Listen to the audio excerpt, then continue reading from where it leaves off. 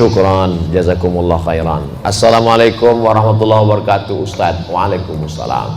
Saya Asep. Mohon maaf Kang Asep, inilah yang sudah punya ikatan sedunia. Abdul Somad belum ada persatuannya, Asep udah ada. Dari Pondok Sabilul Mu'tadin mengenai perbedaan al-ghais dengan al-matar. Apa beda ghais dengan matar? Ketika Nabi sedang khutbah, tiba-tiba datang seorang laki-laki Arab Badui, halakatil amwal. Ya Rasulullah, ternak-ternak saya di kampung sudah mati, kering kerontang, kebun saya juga mati, tolong doa supaya turun hujan. Nabi tidak mengatakan amtir, tidak digunakan kata matar, tapi digunakan kata ghais. Aghisna, aghisna, aghisna, turunkan hujan, turunkan hujan, turunkan hujan. Kapan penggunaan matar? Fasa'a matarul munzarin, seburuk-buruk air yang turun sebagai azab.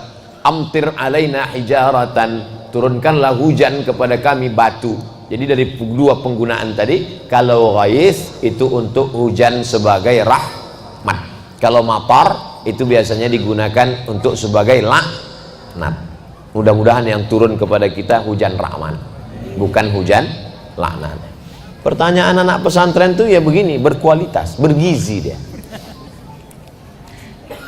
Bagaimana dengan agama selain Islam yang awalnya tidak percaya pada Tuhan Esa, tapi ketika hendak meninggal mereka mengucapkan syahadat atau percaya adanya Tuhan, dan Tuhan itu Esa.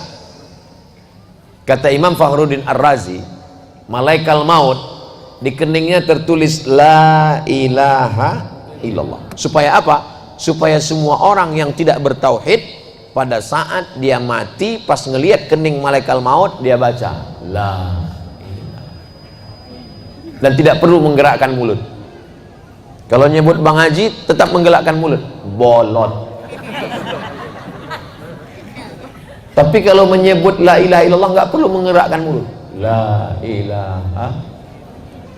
Kenapa? Karena saat sakratul maut itu berat, maka ditulis saking inginnya Allah, wala tamutunna illa wa antum, jangan mati melainkan dalam keadaan muslim. Makanya ketika sholat kita katakan inna salati wa nusuki wa mahyaya wa mamati lillahi rabbil alamin la syarika lahu wa bidzalika umirtu wa ana minal, saya ingin mati muslim.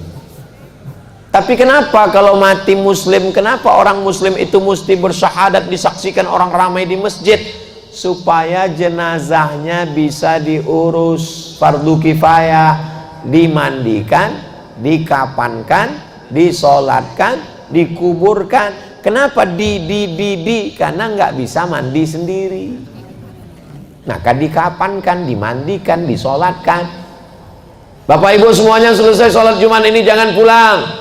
Kita tunggu ada yang mau syahadat masuk Islam. Saudaraku, sesungguhnya yang bersaksi ini adalah semua yang hadir.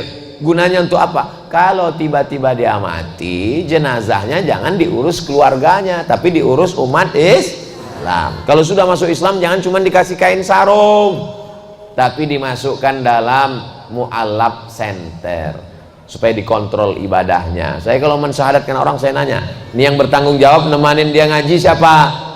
Jangan sampai dia rusak akidah. Kita bertanggung jawab di hadapan Allah Subhanahu wa taala. Tapi seandainya dia bersyahadat menjelang matinya itu, maka insya Allah dia husnul khatimah. Allahumma khtim lana bi husnil khatimah. Ustaz, gimana supaya kita husnul khatimah? Istiqomah. Gimana supaya kita istiqomah? Berjamaah.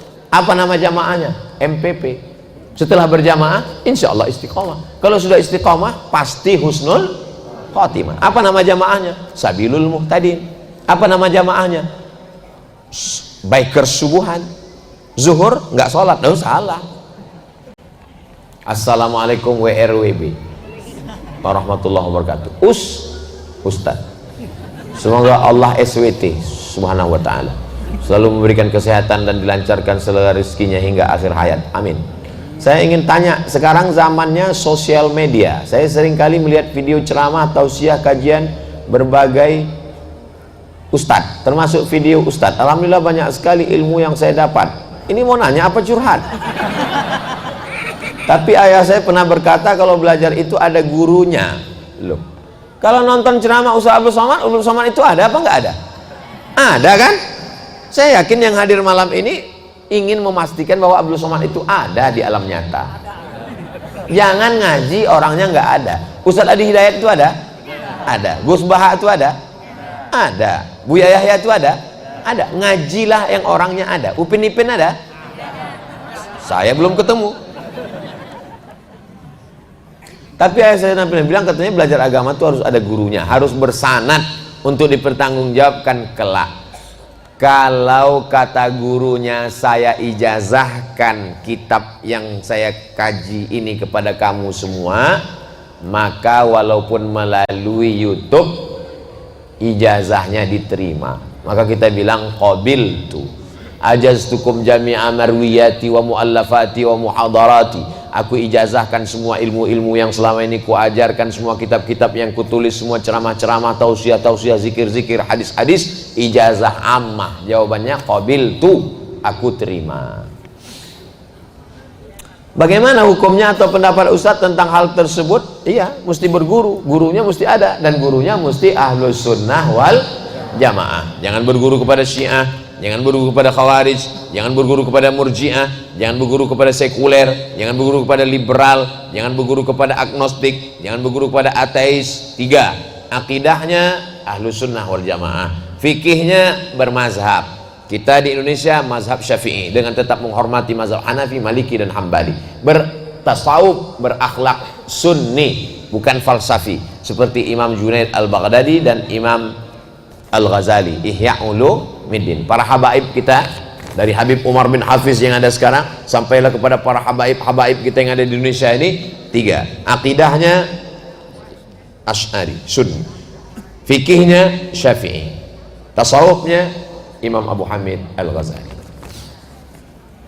Satu lagi Pak Ustadz, ya, saya ada orang yang memiliki hobi olahraga pencak silat. Doakan saya semoga hobi saya bisa bermanfaat bagi agama. Bagus.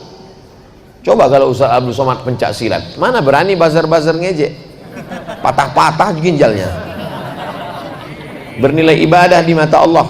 Doakan saya juga semoga saya bisa tembus pelatnas dan juara nasional serta internasional. Di akhir majelis kita doakan semuanya, mudah-mudahan semuanya yang kesulitan-kesulitan dimudahkan Allah, yang belum ketemu jodoh ditemukan dengan jodoh yang soleh solihah. Yang bilang amin yang belum nikah aja, anak-anaknya anak-anak yang soleh dan solihah mati dalam keadaan husnul khatimah. Nanti di akhir majelis kita berdoa semua. Ini kertasnya lebar, pertanyaannya dikit. Bagaimana caranya kita membayar utang? Ya bayar aja. Kalau orangnya sudah tidak tahu kemana, tanya Google.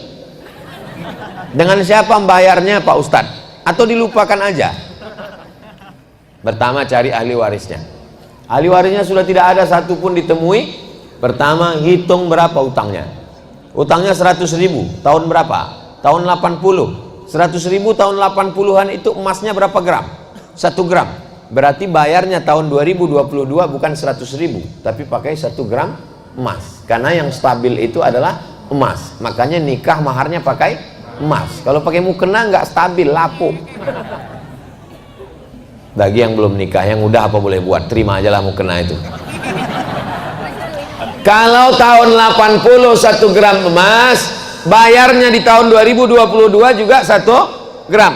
1 gram emas sekarang 1.100.000 atau berapa gitu. Tapi karena kita udah lama kenal ya udah 1 juta aja.